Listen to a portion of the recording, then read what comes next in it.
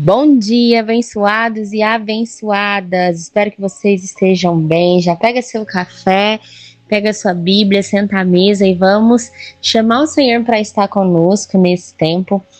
E hoje eu quero trazer um texto que está em 2 Reis 3. Eu vou ler do 9 ao 12.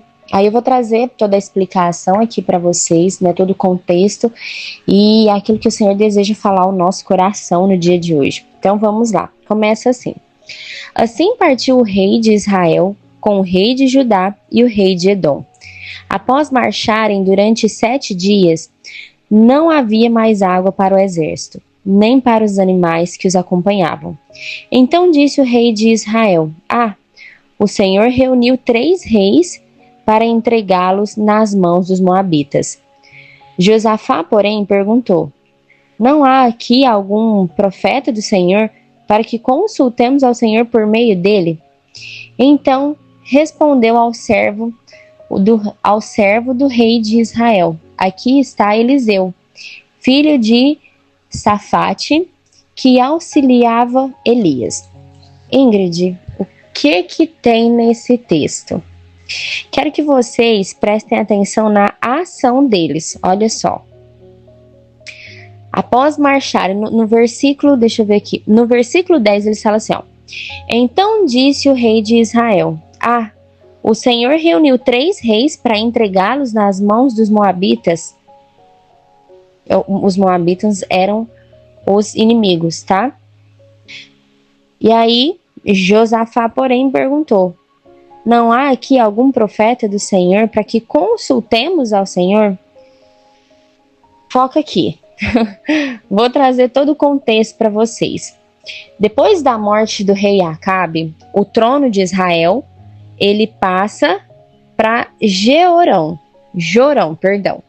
que era o quê? O filho dele. Ele não era como o pai, tá? O pai, o Acabe, ele era totalmente idólatra. Só que o que acontece? Ele não é totalmente idólatra, Jorão não é totalmente idólatra, mas ele também não é totalmente entregue à idolatria de Baal. Sabe aquela pessoa que fica em cima do muro? Era esse rei, ele ficava em cima do muro. Mas ele então decidiu não romper com os pecados de Israel, que carregava ali as gerações, e ele começou então a governar nesse lugar, né, no meio do caminho. Ele não desafiava Deus, né, não era contra Deus de uma forma totalmente aberta, mas também não se rendia completamente a ele. E esse tipo de posição cria o quê? Um reinado, né, muito instável, espiritualmente muito fraco, e isso vai se manifestando, né, enquanto a gente vai lendo aqui, vai se manifestando em todas as práticas que ele faz. E aí Moabe, que há anos era submetido por Israel, os moabitas, tá? Eles pagavam impostos pesados e altos. Chegou nesse momento de transição, de reinado, eles simplesmente se rebelaram, né? Então, o rei dos moabitas ali, ele decide não servir mais o reinado de Jeorão, e aí ele convoca Josafá, que é o rei de Judá, que era um homem muito conhecido por buscar o Senhor, e ele também convoca o rei Edom. Para quê? Para se juntarem a ele. Então eram 3 reinados para lutarem contra os moabitas. O que a gente pode compreender aqui, tá? Será que essa decisão que eles fizeram de se juntar era a decisão correta? Né? Porque aparentemente, nos nossos olhos humanos, parecia correto, né?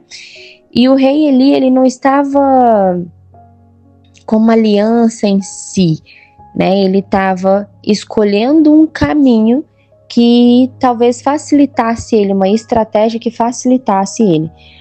Então o exército, logo depois, esses 3 juntos, o exército ele se junta e simplesmente eles vão à luta, né? Eles vão, junta todo o exército e vai caminhar diante dos moabitas ali, para guerrear contra os moabitas.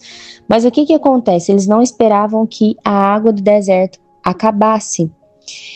E aí, aqueles 7 dias passaram, a água acabou, e não tinha água para os soldados, não tinha água para os animais, e eles ficaram extremamente sem o que fazer, né? Não tinha para onde ir, não tinha para onde correr, não tinha como dar água para o exército, né? Como que o exército vai guerrear sem água? Os animais não iriam chegar até adiante.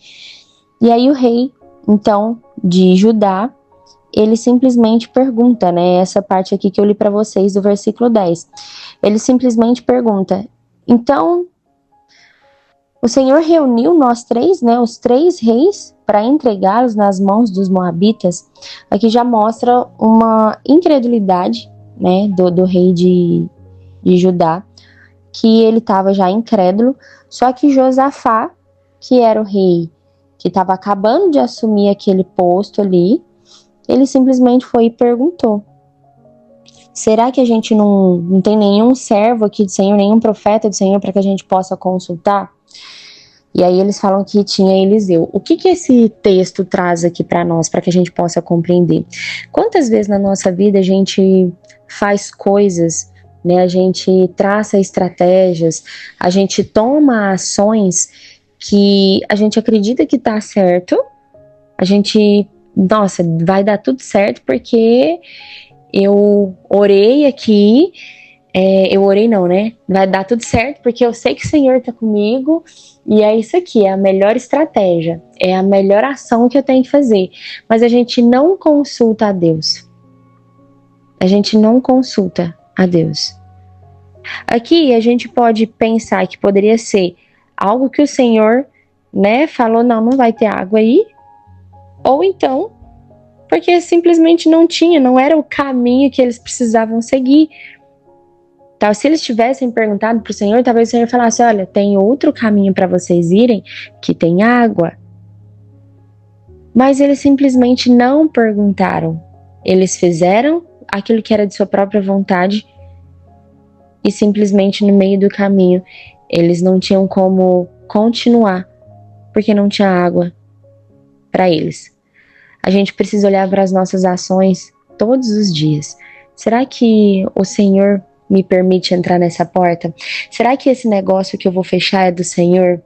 Pai, o que o Senhor acha disso? Sabe? Será que esse emprego é para eu poder entrar? Será que essa sociedade é para eu poder entrar? Será que essa viagem que eu fui convidada é para a gente poder ir? Então nós precisamos observar e olhar todas as nossas ações e sim pedir direcionamento para o Senhor, porque muitas vezes a gente vai entrar em caminhos com as nossas próprias mãos e Cristo não vai estar lá. E aí, o que é mais assim louco é que ainda nós colocamos a culpa como se fosse do Senhor. A gente ainda tem a capacidade de falar: nossa, mas o Senhor não... Olha o que aconteceu, olha por que ele fez isso, por que está acontecendo comigo?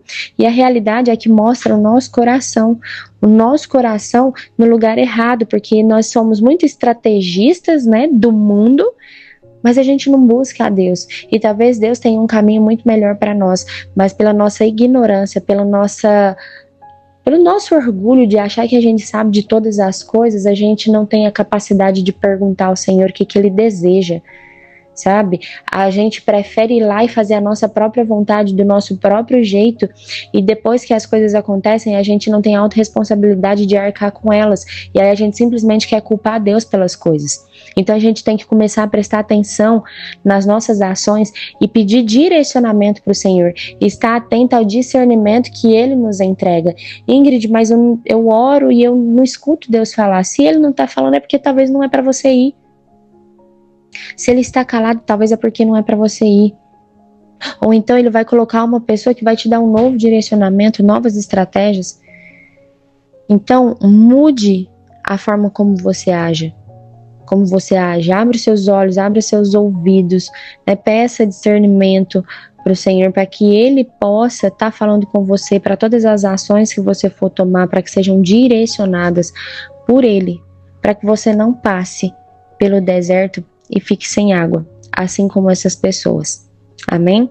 Então, um grande beijo para vocês, fiquem com Deus e até o nosso próximo devocional.